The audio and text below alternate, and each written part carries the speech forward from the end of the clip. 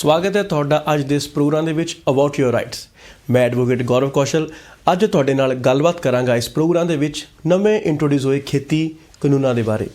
ਸਰਕਾਰ ਕਹਿ ਰਹੀ ਹੈ ਕਿ ਜਿਹੜੇ ਕਾਨੂੰਨ ਨੇ ਉਹ ਸਾਡੇ ਲਈ ਬਹੁਤ ਹੀ ਲਾਭਕਾਰੀ ਨੇ, ਪਰ ਸਾਡੇ ਕਿਸਾਨ ਭਰਾ ਕਹਿ ਰਹੇ ਨੇ ਕਿ ਜਿਹੜੇ ਇਹ ਕਾਨੂੰਨ ਨੇ ਇਹ ਸਾਡੇ ਲਈ ਕਿਸੇ ਨਾ ਕਿਸੇ ਦਿਨ ਮਾਰੂ ਸਿੱਧ ਹੋਣਗੇ,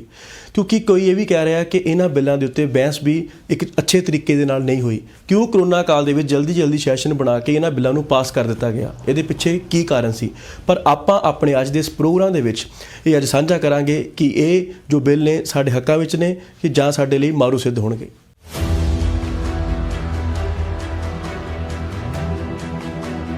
ਬਿੱਲ ਔਨ ਕੰਟਰੈਕਟ ਫਾਰਮਿੰਗ, ਇਹਦੇ ਵਿੱਚ ਜਿਹੜਾ ਕਿ ਕੰਟਰੈਕਟ ਹੋਊਗਾ, ਮਤਲਬ ਕਿਸੇ ਵੀ ਕਾਰਪੋਰੇਟ ਸੈਕਟਰ ਦਾ ਕਿਸਾਨ ਦੇ ਨਾਲ ਜਿਹੜਾ ਵੀ ਕੋਈ ਕੰਟਰੈਕਟ ਹੋਊਗਾ, ਉਸ ਕੰਟਰੈਕਟ ਦੇ ਅਕੋਰਡਿੰਗ ਜਿਹੜੀ ਆ ਕਾਰਪੋਰੇਟ ਸੈਕਟਰ ਦੀ ਕੰਪਨੀ ਆ ਉਹ ਕਿਸਾਨ ਦੇ ਕੋਲੋਂ ਫਸਲ ਚੱਕੂਗੀ। ਪਰ ਇਹਦੇ ਵਿੱਚ ਜਿਹੜਾ ਕਿ ਇੱਕ ਲਕੂਨਾ ਛੱਡ ਦਿੱਤਾ ਗਿਆ ਕਿ ਜਿਹੜੀ ਕਿਸਾਨ ਦੀ ਸੁਣਵਾਈ ਆ, ਮਤਲਬ ਆਪਾਂ ਜੇ ਉਦਾਹਰਨ ਤੌਰ 'ਤੇ ਗੱਲ ਕਰੀਏ ਕਿ ਇਹ ਇੱਕ ਕਾਰਪੋਰੇਟ ਸੈਕਟਰ ਹੈ ਅਤੇ ਬੀ ਇੱਕ ਫਾਰਮਰ ਹੈ, ਇਹ ਕੰਟਰੈਕਟ ਕਰਦਾ ਬੀ ਦੇ ਨਾਲ ਕਿ ਮੈਂ ਤੇਰੇ ਕੋਲ ਤੇਰੀ ਫਸਲ 1 ਲੱਖ ਰੁਪਏ ਦੇ ਵਿੱਚ ਚੱਕੂੰਗਾ। ਪਰ ਜਦੋਂ ਫਸਲ ਹੋ ਜਾਂਦੀ ਹੈ ਅਤੇ ਜਿਹੜਾ ਏ ਆ ਉਹ ਫਸਲ ਚੱਕਣ ਤੋਂ ਇਨਕਾਰ ਕਰ ਦਿੱਤਾ ਹੈ, ਅਤੇ ਜੋ ਬੀ ਹੈ ਮੀਨਸ ਕਿ ਫਾਰਮਰ ਨੇ, ਕਿਸਾਨ ਭਰਾ ਨੇ, ਉਹਨਾਂ ਦੀ ਸੁਣਵਾਈ ਕਿੱਥੇ ਹੋਵੇਗੀ।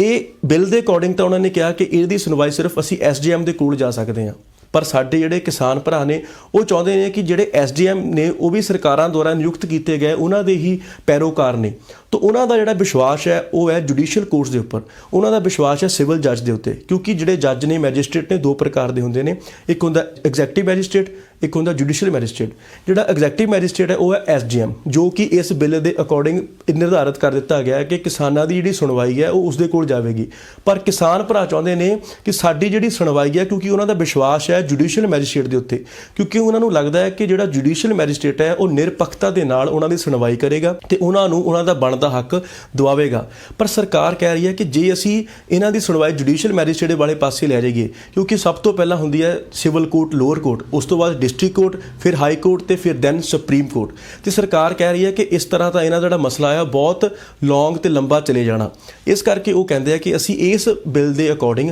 ਇੱਕ ਫਾਰਮਰ ਦੀ ਪ੍ਰੋਟੈਕਸ਼ਨ ਨੂੰ ਦੇਖਦੇ ਹੋਏ ਉਹਨਾਂ ਨੂੰ ਪ੍ਰੋਟੈਕਟ ਕਰਨ ਦੇ ਲਈ ਅਸੀਂ ਸਿਰਫ SDM ਨੂੰ ਪਾਵਰ ਦੇ ਦਿੱਤੀ, ਤਾਂ ਕਿ ਇਹਨਾਂ ਦੀ ਸੁਣਵਾਈ SDM ਦੇ ਕੋਲ ਜਾਵੇ ਅਤੇ ਜਾਂ ਉਸ ਤੋਂ ਬਾਅਦ ਡਿਸਟ੍ਰਿਕਟ ਮੈਜਿਸਟ੍ਰੇਟ ਦੇ ਕੋਲ ਜਾਵੇ, ਤਾਂ ਜੋ ਜਿਹੜਾ ਡਿਸਟ੍ਰਿਕਟ ਮੈਜਿਸਟ੍ਰੇਟ ਜਾਂ SDM ਆ ਇਹਨਾਂ ਦੇ ਵਿੱਚ ਪੈ ਕੇ ਇਹਨਾਂ ਦਾ ਜਿਹੜਾ ਨਿਪਟਾਰਾ ਜਲਦੀ ਕਰਵਾ ਸਕੇ। ਕਿਉਂਕਿ ਉਹ ਇਹ ਵੀ ਕਹਿ ਰਹੀ ਸਰਕਾਰ ਕਿ ਅਸੀਂ ਇੱਕ ਕਿਸਾਨ ਦਾ ਸੋਚ ਰਹੇ ਹਾਂ, ਕਿਉਂਕਿ ਕਿਸਾਨ ਦੇ ਕੋਲ ਇੰਨਾ ਸਰਮਾਇਆ ਨਹੀਂ ਕਿ ਉਹ ਪਹਿਲਾਂ ਲੋਅਰ ਕੋਰਟ 'ਚ ਕੇਸ ਲੜੇ, ਫਿਰ ਡਿਸਟ੍ਰਿਕਟ ਕੋਰਟ 'ਚ ਕੇਸ ਲੜੇ, ਫਿਰ ਹਾਈ ਕੋਰਟ ਦੇ ਵਿੱਚ ਅਤੇ ਫਿਰ ਸੁਪਰੀਮ ਕੋਰਟ ਦੇ ਵਿੱਚ। ਇਸ ਲਈ ਪਰ ਹੁਣ ਜੇ ਸੋਚਿਆ ਜਾਵੇ, ਜੇ ਕਿਸਾਨਾਂ ਨੂੰ SDM 'ਤੇ ਵਿਸ਼ਵਾਸ ਨਹੀਂ ਆ, ਜੋ ਐਗਜ਼ੈਕਟਿਵ ਮੈਜਿਸਟ੍ਰੇਟ 'ਤੇ ਵਿਸ਼ਵਾਸ ਨਹੀਂ ਆ, ਅਤੇ ਉਹਨਾਂ ਦਾ ਜਿਹੜੀ ਇਹ ਸ਼ੰਕਾ ਆ ਜਾਂ ਜੋ ਡਾਊਟ ਹੈ ਉਹਨਾਂ ਦੇ ਦਿਮਾਗ ਦੇ ਵਿੱਚ, ਇਹ ਕਿਤੇ ਨਾ ਕਿਤੇ ਸਹੀ ਹੱਦ ਤੱਕ ਠੀਕ ਵੀ ਹੈ। ਅਤੇ ਸਰਕਾਰ ਨੂੰ ਚਾਹੀਦਾ ਕਿ ਇਸ ਦਾ ਵਿਚਲਾ ਰਸਤਾ ਅਪਣਾ ਲਵੇ, ਉਹ ਮਤਲਬ ਦੋਨਾਂ ਦੀ ਆਪਸ਼ਨ ਦੇ ਦੇਵੇ ਕਿਸਾਨ ਭਰਾਵਾਂ ਨੂੰ ਕਿ ਚਾਹੇ ਤੁਸੀਂ SDM ਦੇ ਕੋਲ ਚਲੇ ਜਾਓ ਜਾਂ ਤੁਸੀਂ ਜੁਡੀਸ਼ੀਅਲ ਮੈਜਿਸਟ੍ਰੇਟ ਦੇ ਕੋਲ ਚਲੇ ਜਾਓ, ਤੁਸੀਂ ਆਪਣੇ ਕੇਸ ਦੀ ਕਾਰਵਾਈ ਜਿੱਥੇ ਵੀ ਕਰਵਾਉਣਾ ਚਾਹੁੰਦੇ ਹੋ ਕਰਵਾ ਸਕਦੇ ਹੋ।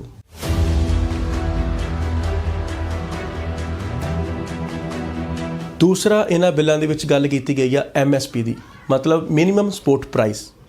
ਮਿਨੀਮਮ ਸਪੋਰਟ ਪ੍ਰਾਈਸ ਜਿਹੜਾ ਆ ਨਿਰਧਾਰਿਤ ਕਰਨਾ ਬਹੁਤ ਜ਼ਰੂਰੀ ਹੁੰਦਾ ਹੈ। ਪਹਿਲਾਂ ਤਾਂ ਜਿਹੜੀ ਸਾਡੀਆਂ ਸਟੇਟ ਗਵਰਨਮੈਂਟ ਸੀਗੀਆਂ ਉਹੀ ਨਿਰਧਾਰਿਤ ਕਰਦੀਆਂ ਸੀਗੀਆਂ, ਕਿਉਂਕਿ ਹਰ ਇੱਕ ਸਟੇਟ ਦੀ, ਹਰ ਇੱਕ ਰਾਜ ਦੀ ਜਿਹੜੀ ਆ ਆਪਣੀ ਭੂਗੋਲਿਕ ਸਥਿਤੀ ਅਲੱਗ-ਅਲੱਗ ਆ। ਪੰਜਾਬ ਦੀ ਅਲੱਗ ਆ, ਹਰਿਆਣਾ ਦੀ ਅਲੱਗ ਆ, ਹਿਮਾਚਲ ਦੀ ਅਲੱਗ ਆ, ਜਿੰਨੀਆਂ ਵੀ ਸਾਡੀਆਂ ਸਟੇਟਾਂ ਆ ਉਹ ਨਿਰਧਾਰਿਤ ਕਰਦੀਆਂ ਸੀ। ਪਰ ਇਸ ਬਿੱਲ ਦੇ ਤਹਿਤ ਜਿਹੜਾ ਇੱਕ MSP ਆ ਉਹਦਾ ਅਧਿਕਾਰ ਵੀ ਸਟੇਟ ਗਵਰਨਮੈਂਟ ਤੋਂ ਖੋਹ ਕੇ ਸੈਂਟਰ ਆਪਣੇ ਅੰਡਰ ਲੈ ਕੇ ਜਾਣਾ ਚਾਹੁੰਦੀ ਆ।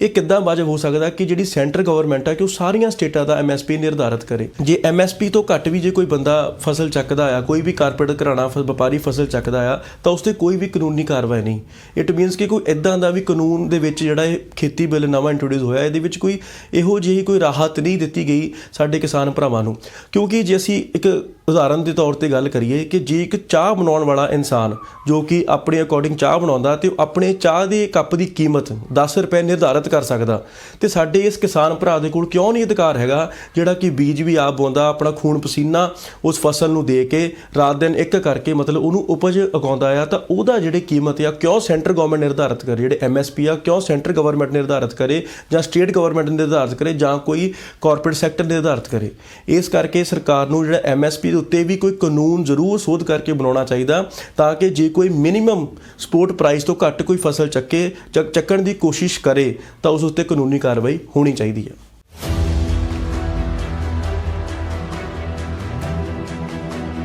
ਤੀਜਾ ਬਿੱਲ ਇੰਟਰੋਡਿਊਸ ਕੀਤਾ ਗਿਆ ਹੈ ਉਹ ਹੈ ਇਸੈਂਸ਼ੀਅਲ ਕਮੋਡਿਟੀਜ਼ ਐਕਟ। ਜਿਹੜਾ ਪਹਿਲਾ ਇਸੈਂਸ਼ੀਅਲ ਕਮੋਡਿਟੀ ਐਕਟ ਸੀਗਾ ਉਹ 1955 ਦੇ ਵਿੱਚ ਬਣਾਇਆ ਗਿਆ ਸੀ, ਪਰ ਹੁਣ ਇਹਦਾ ਵਿੱਚ ਜਿਹੜੀ ਸੋਧ ਕੀਤੀ ਗਈ ਆ ਇਸੈਂਸ਼ੀਅਲ ਕਮੋਡਿਟੀਜ਼ ਐਕਟ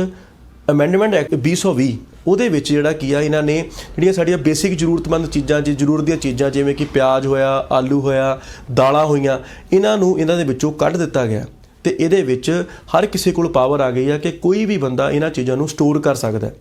ਅੱਗੇ ਤਾਂ ਸਿਰਫ ਜਿਹੜੇ ਲਾਇਸੈਂਸ ਹੋਲਡਰ ਸੀਗੇ ਉਹੀ ਇਹਨਾਂ 3 ਚੀਜ਼ਾਂ ਨੂੰ ਸਟੋਰ ਕਰ ਸਕਦੇ ਸੀ, ਪਰ ਹੁਣ ਕੋਈ ਵੀ ਇਨਸਾਨ ਇਹਨਾਂ ਨੂੰ ਸਟੋਰ ਕਰ ਸਕਦਾ ਹੈ। ਜਿਹੜਾ ਇਹ ਖੇਤੀਬਾੜੀ ਦਾ ਬਿੱਲ ਨਵਾਂ ਇੰਟਰੋਡਿਊਸ ਕੀਤਾ ਹੈ ਇਸੈਂਸ਼ੀਅਲ ਕਮੋਡਿਟੀਜ਼ ਅਮੈਂਡਮੈਂਟ ਐਕਟ 2020 ਦੇ ਤਹਿਤ, ਕੋਈ ਵੀ ਆਮ ਇਨਸਾਨ ਇਹਨਾਂ ਨੂੰ ਸਟੋਰ ਕਰਕੇ ਆਪਣੇ ਕੋਲ ਰੱਖ ਸਕਦਾ ਹੈ। ਜਿਵੇਂ ਕਿ ਆਮ ਕਿਸਾਨ ਆ ਜਿਹੜਾ ਖੇਤੀ ਕਰਦਾ, ਥੋੜ੍ਹੀ ਖੇਤੀ ਆ, ਕਿਉਂਕਿ ਉਹ ਹੈਂਡ ਟੂ ਮਾਊਥ ਹੁੰਦਾ, ਮਤਲਬ ਜੋ ਕਮਾਉਣਾ ਉਹੀ ਖਾਣਾ, ਉਹ ਘੱਟ ਪੈਸਿਆਂ ਉੱਤੇ ਇਸ ਚੀਜ਼ ਨੂੰ ਵੇਚੂਗਾ ਤੇ ਜਿਹੜੇ ਵਪਾਰੀ ਆ, ਜਿਹੜੇ ਕਾਰਪੋਰੇਟ ਸੈਕਟਰ ਆ, ਉਹ ਇਹਨਾਂ ਨੂੰ ਮਤਲਬ ਪਿਆਜ਼ ਨੂੰ, ਆਲੂਆਂ ਨੂੰ, ਦਾਲਾਂ ਨੂੰ ਰੋਜ਼ ਯੂਜ਼ ਹੁੰਦੀਆਂ ਕਿਸੇ ਨਾ ਕਿਸੇ ਪਾਸੇ, ਉਹਨਾਂ ਨੂੰ ਸਟੋਰ ਕਰੂਗਾ ਤੇ ਆਉਣ ਵਾਲੇ ਸਮੇਂ ਵਿੱਚ ਇਹ ਸਾਨੂੰ ਬਹੁਤ ਹੀ ਮਹਿੰਗੇ ਮੁੱਲ ਦੇ ਉੱਤੇ ਵੇਚੂਗਾ। ਤੇ ਇਸ ਕਰਕੇ ਜਿਹੜਾ ਇਹ ਅੰਦੋਲਨ ਆ, ਇਹ ਕਿਸਾਨ ਭਰਾ ਅੰਦੋਲਨ ਕਰ ਰਹੇ ਨੇ, ਇਹ ਸਿਰਫ ਉਹ ਕੇਵਲ ਆਪਣੇ ਦੇ ਨਹੀਂ ਬਲਕਿ ਸਾਡੇ ਸਾਰਿਆਂ ਲਈ ਲੜ ਰਹੇ ਨੇ, ਕਿਉਂਕਿ ਇਹ ਜਿਹੜਾ ਭਾਰ ਆ ਅੱਜ ਨਹੀਂ ਤਾਂ ਕੱਲ੍ਹ ਸਾਡੇ ਤੇ ਜਾਂ ਸਾਡੀਆਂ ਆਉਣ ਵਾਲੀਆਂ ਪੀੜ੍ਹੀਆਂ ਤੇ ਪੈਣ ਵਾਲਾ ਹੈ। ਤਾਂ ਇਸ ਕਰਕੇ ਜੇ ਸਰਕਾਰ ਨੇ ਆਪਣੀ ਮਰਜ਼ੀ ਕੀਤੀ ਹੈ ਤੇ ਹੁਣ ਸਾਡਾ ਸੰਵਿਧਾਨ ਕਹਿੰਦਾ ਹੈ ਕਿ ਕੋਈ ਵੀ ਇਨਸਾਨ ਉਹਦੇ ਕੋਲ ਆਪਣੀ ਆਵਾਜ਼ ਉਠਾਉਣ ਦਾ ਅਧਿਕਾਰ ਹੈ ਤੇ ਉਹਦੇ ਅਕੋਰਡਿੰਗ ਆਪਣਾ ਪ੍ਰੋਟੈਸਟ ਕਰ ਰਹੇ ਨੇ। ਜੇ ਤੁਸੀਂ ਜਾਣਨਾ ਚਾਹੁੰਦੇ ਹੋ ਆਪਣੇ ਹੋਰ ਕਾਨੂੰਨੀ ਅਧਿਕਾਰਾਂ ਬਾਰੇ ਤਾਂ ਮੇਰੇ ਨਾਲ ਬਣੇ ਰਹੋ ਇਸ ਪ੍ਰੋਗਰਾਮ ਦੇ ਵਿੱਚ about your rights with Gaurav Kaushal, only on our cover studio ਪਰ।